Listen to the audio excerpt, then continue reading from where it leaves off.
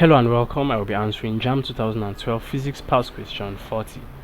The fuse in an electric device is always connected to the A.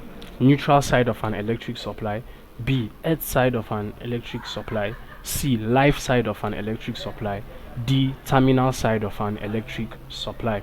So, in an electric device, there's what is referred to as the fuse, and we are asked where it is always connected to.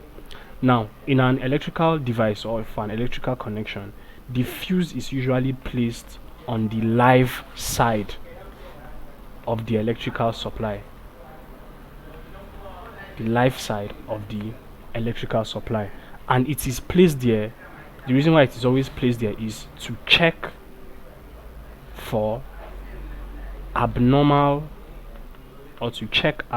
flow of current into the circuit. So it's more of like a protective measure, like a protective or safety measure.